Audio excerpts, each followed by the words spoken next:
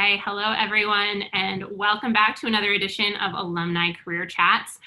We are still in beta. I'm probably going to say that probably forever, so that people are nice about whether or not I mess up. But we're excited to have here with us today Cal Harris, who is an MPP alum from 2010 and who serves on the alumni board currently. Hi, Cal, how are you? I'm great. How are you? I am hanging in there. Before we started recording, we already talked about our children and how hard it is to work. So we've covered that. I had to cut a whole thing about my child when I was talking to Sarah last time. So, how are things? So where are you right now? So I'm currently in St. Louis, Missouri. I'm here with the family and also working on a gubernatorial campaign. State Auditor Nicole Galloway is running for Missouri governor, and I've had an opportunity to serve as her senior advisor and help out with some of her messaging and speech writing. Which is awesome. But you are not normally based in Missouri, so you are going back and forth. Yeah, I'm going back and forth. I also work in DC, and I have a place in Georgetown, and I run the communications shop for the Economic Innovation Group, which is a really fun place to be, especially given some of the economic challenges that our country is facing. And in EIG, their main focus is on place-based solutions. Particularly, they're really big in opportunity zones.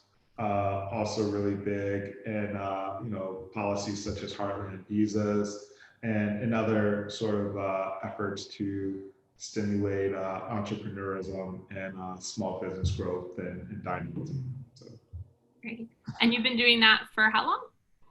I've been doing that since April, since I finished the Michael Bloomberg campaign for president. It was right at the start of COVID-19. So I left New York and came back to DC and took that job at the think tank. Great. So we are thinking about this being an economic downturn. You're doing two jobs, which is great. Look at you.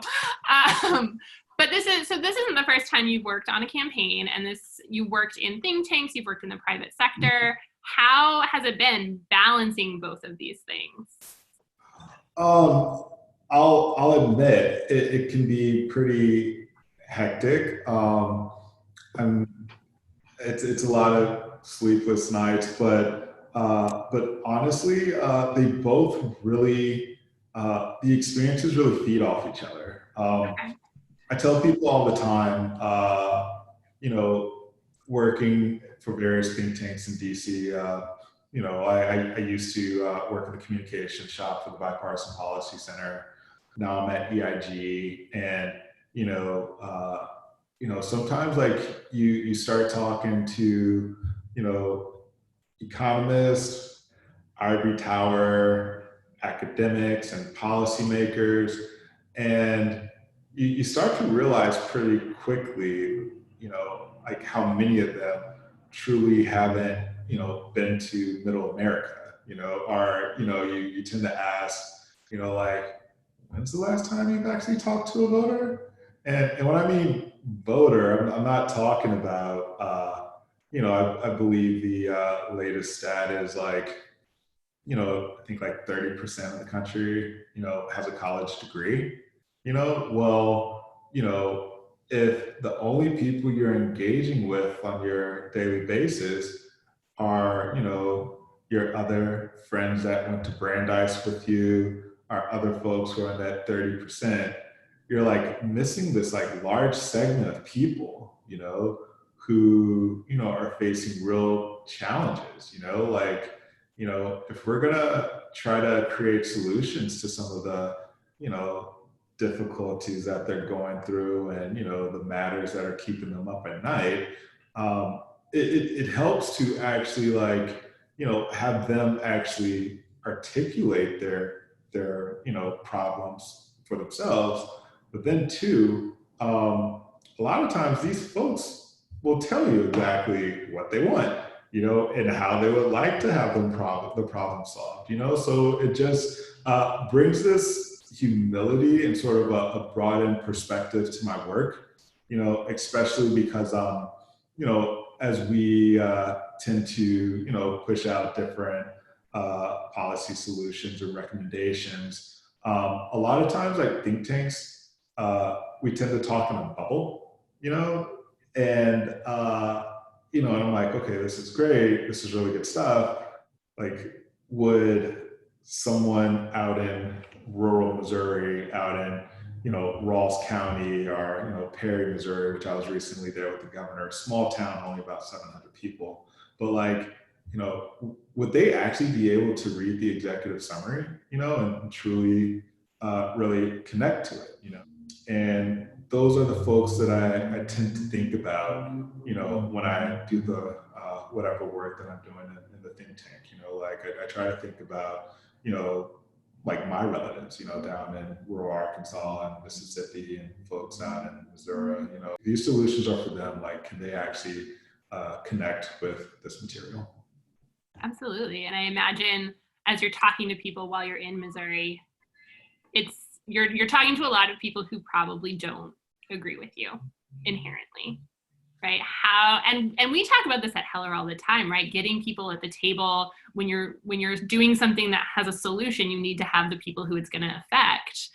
But I think we also, and this is not, a Heller problem, it's an ivory tower problem, we still don't want to talk to people who disagree with us, especially when it feels fundamental, right? Especially when we're talking about things like our rights, and protecting vulnerable people. So how do you have those conversations? Well, it's interesting. So I actually just led a talk with almost about 80 volunteers for our gubernatorial campaign in Missouri. Folks from across the state about engaging voters, in those one-on-one conversations, and it's really weird, but I actually I, I, I actually like framed my approach towards like political communications based on reading a lot of relationship books, Like So dating books? like marriage counseling books, all the how to keep a happy relationship, how to maintain strong communications. I personally wish I was better at like bringing those lessons into my own life, but they work in politics, so it's totally great. So the thing is, which I think people tend to really forget, is that we are emotional beings. We feel angry, we are afraid, we get frustrated. So like a lot of times, you let's say you meet with folks who don't necessarily agree with you. Um, and their stance on a lot of issues are just factually inaccurate. Uh, the last thing that I want to do, especially if I'm trying to build some type of trust or credibility with this person, is to like go in, tell them that they're wrong, and proceed to respond to their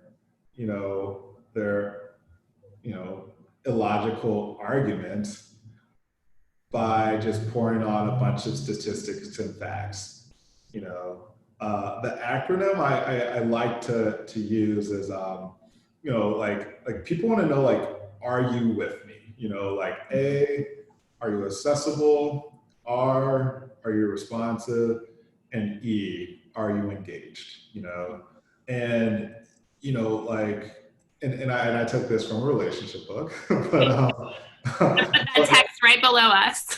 yeah, so I don't want to get sued there, but that's sort of the type of approach you really need to speak to folks. Like, I mean, imagine you make your partner's upset, they're angry, and in your mind you're like, all right, that person's tripping, but whatever, like you're not gonna like sit there in front of them and just say la la la la la la la la la. Like, I mean, if you're really trying to build like an emotional connection, it starts with, okay, tell me what's wrong. Why do you think like that? And it's more like listening and sort of asking a lot of questions more so than like pontificating and preaching and throwing a ton of figures. And I feel like at times, a lot of progressive folks, a lot of we come in with our fancy MPPs and our fancy degrees, and you know, and sometimes we're just like, okay, I'm not engaging with this because it just doesn't make sense, or this is just like factually wrong. But yeah, no, like I mean, sometimes like people just like really want to be heard, and you have a young, 14, no, not 14, 9 months now. 7 months. Yeah, yeah. When your kid becomes a toddler, when they, come into the room and, they, tell you all these, stories like, oh, there's a monster under my bed, or there's something in my closet, like you're probably not going to have a knee-jerk reaction like, okay, monsters don't exist.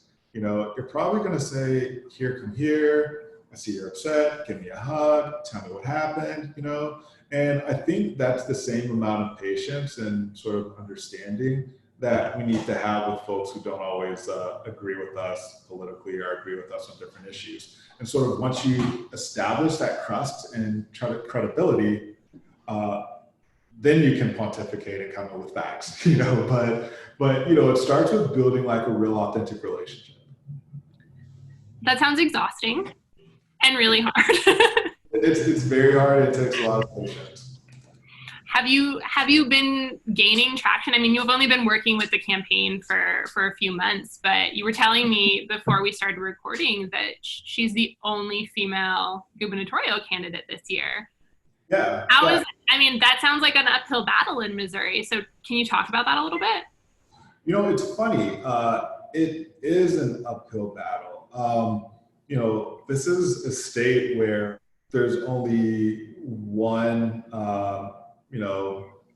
Planned Parenthood left in the state where you can actually, receive like abortion services. And it's holding on by a thread, like for dear life, like right now, it's like futures being, held up by the courts, we have a long way to go on, women's rights, racial issues, and seen most recently with, Black Lives Matter protesters in St. Louis being confronted by neighbors, wielding, pretty powerful weapons. And then when you, sort of look at some of the LGBTQ policies we have in the state, I mean, we just got a long way to go, So like to have a woman like, Auditor Nicole Galloway, who she's from Fenton, Missouri, which is, it's a pretty rural part as well, but she, doesn't shy away from being pro-choice. She doesn't shy away from saying Black Lives Matter. And she also does not shy away about talking about her faith.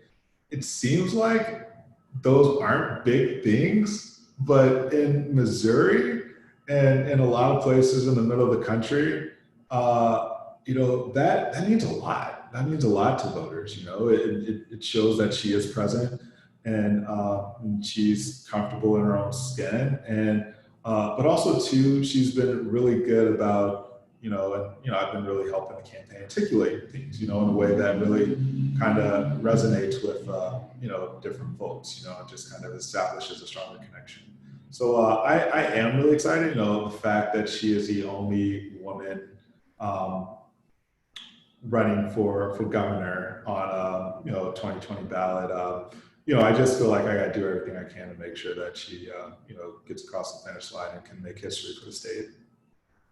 Wonderful. I hope she wins. How has campaigning changed, right? You were on Bloomberg's campaign, doing this campaign. We have a pandemic. How do you have to pivot in order to campaign successfully? It's interesting. I mean, well, first of all, let me just say, Bloomberg had a private jet, and Makes it easier. like, you know, I like the housing accommodations. I mean, uh, Bloomberg campaign was an amazing experience, and I haven't read my NDA in a while, so I'm not sure how much I could talk about that experience.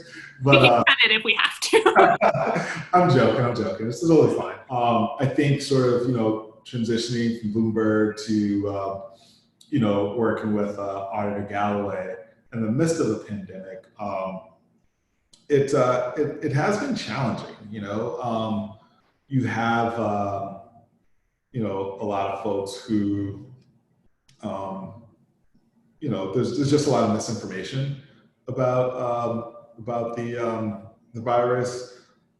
It also has really raised a lot of, well, shed more light on some of the disparities, you know, that are already sort of, you know, in our face, but now sort of front and center, you know. So, so, you know, it's obviously a big priority for the campaign. It's a big priority for Nicole. It's more than just health, you know. I mean, you know, even in regards to the number of small businesses, you know, across the state that have like had to, you know, close their doors. You know, I'm not sure if you saw.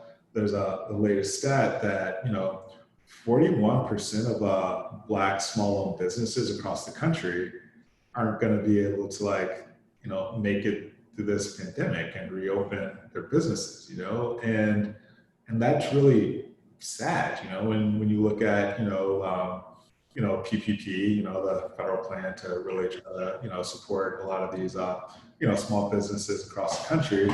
Looking at, you know, some of like who got money, who didn't, you know, just sort of navigating this whole process, which, you know, again, is very much meant to be a lifeline for a lot of small businesses. But, you know, it's not a silver bullet, you know. At the Economic Innovation Group where I work in DC, we came out with this Neighborhood Poverty Project report, which sort of looks at the evolution of neighborhood poverty from 1980 to, you know, 2018, I believe. It's 2018. I should totally know this stuff, but it looks at the evolution of poverty for over 4 decades. And what's interesting is when you look at the you know, the Great Recession, you know, during, you know, 2008, 2009. What's interesting is, you know, despite the fact that, you know, our national economy has improved, but if you look at the economies that were struggling before the Great Recession, you know, and when you look at some of the, you know, reforms that were meant to really like strengthen our economy, um, those neighborhoods that were struggling um, continue to struggle after, you know, those reforms were implemented, you know, and in a lot of cases those neighborhoods actually got worse, you know, despite the fact that the national economy improved, you know. So what's really funny is you see this dynamic where, you know, you have a pandemic and it's like, you know what, Boston's going to be okay. You know, New York's going to be good. Los Angeles, Chicago, they all going to be all right. You know, but like when you look at like Memphis, Tennessee, Jackson, Mississippi, you know, Birmingham, Alabama, Little Rock, Arkansas, like, you know, some of the places where I've worked on like mayoral campaigns, these are the cities that, you know, are continuously going to get left behind as we're looking at sort of this shiny national ball, thinking that everything's going to be okay. You know, as we start thinking of social policy and we start thinking of, you know, economic, you know, solutions and recommendations, trying to go about things with a more inclusive approach towards economic recovery, make sure that, you know, some of the small towns that I mentioned, you know, some of these southern Midwestern cities, and even like a lot of these rural towns, you know, like we need to make sure that, you know, their future prosperity is front of mind as well, you know. And again, that's, you know, one of the aspects of, my work in the think tank space that I really try to focus on a lot. The fact that, again, poverty in Boston, poverty in New York looks a lot different from poverty out in, rural Arkansas where my mom's from, and those solutions that we come up with, they need to be very intentional.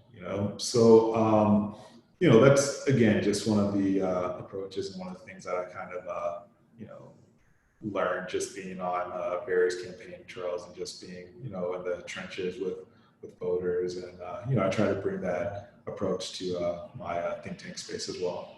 Absolutely. It's a good reminder of why local politics is so important. I Yeah, think so important. So important. I mean, we're in a moment of political momentum, I think, for a lot of people.